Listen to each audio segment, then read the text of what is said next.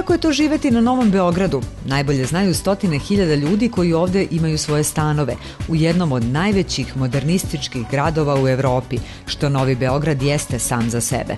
Projekat zamišljen odmah posle Drugog svetskog rata, a realizovan u najvećem delu tokom 60. godina, jedan je od najvećih svetskih projekata u oblasti takozvane socijalne, jeftine stambene izgradnje za zbrinjavanje velikog broja ljudi. Zbog svoje masovnosti i doslednosti, Novi Beograd i danas izaziva divljenje svih svetskih stručnjaka za arhitekturu i urbanizam. Ovog puta ćemo pokušati da vam objasnimo da Novi Beograd ima čitav niz prednosti koje često ili zaboravljamo ili o njima uopšte nismo ni razmišljali. Novi Beograd zaista jeste otelotvorenje modernističkog sna o funkcionalnom, modernom gradu, koji je bio zasnovan na efikasnosti, naročito na efikasnosti saobraćaja, i bio je zasnovan na pristupu zdravom stanovanju, znači pristupu otvorenom prostoru, pristupu suncu, vazduhu i zelenilu. Oni koji žive na Novom Beogradu, kao i oni koji ga posmatraju sa druge strane Save, kude ovaj grad i njegove graditelje. Kažu kako su stanovi na Novom Beogradu mali, kako su sobe skučene i nelogično postavljene u stanovima. Tvrde kako u zgradama ima prevelik broj stanova, kao i samih stanara. Tvrde kako su parkovi koji se nalaze među tim zgradama zapušteni, a veoma često i opasni. Ali ipak, kada malo bolje porazmisle o Novom Beogradu, dobro mišljenje imaju i oni koji žive i oni koji rade u njemu.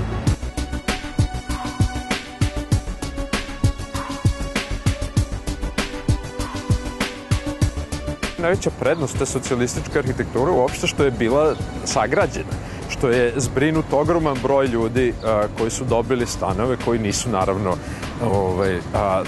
nekakvih raskošnih dimenzija, morali su da se uklope u nekakve relativno skučene standarde, ali su dobili moderne stanove opremljene modernim uređajima, modernim instalacijama, stanove koji su bili zdravi, znači nevlažni, koji su imali pristup čistom vazduhu, suncu i tako dalje. Za Novi Beograd se misli da je izgrađen po uzoru na socrealističke gradove Istočnog bloka i Sovjetskog saveza i da nema veze sa uzorima iz Zapadne Evrope i Amerike. To nije tačno, kaže naš sagovornik, istoričar arhitekture Vladimir Kulić. Mi dosta često imamo pogrešnu sliku o tome da je ono što je kod nas građeno bilo strašno različito i mnogo siromašnije od nekakvog zapada, Zapadne Evrope koja je uvek predstavljala uzor. Čitava Evropa, bez obzira da li je bio u pitanju istok ili zapad, je imala jedan ključni problem, a to je problem nedostatka stambenog prostora izazvan masovnom urbanizacijom i naravno izazvan velikim ratnim razaranjima. Standard koji je kod nas postojao u suštini nije bio drastično niži od standarda koga smo mogli da vidimo u istom periodu u Zapadnoj Evropi.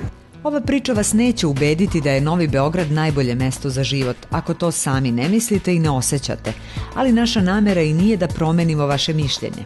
Ovog puta smo samo pokušali da vas podstaknemo da još jednom razmislite o manama i prednostima života u velikom gradu, što ima i prednosti i mane.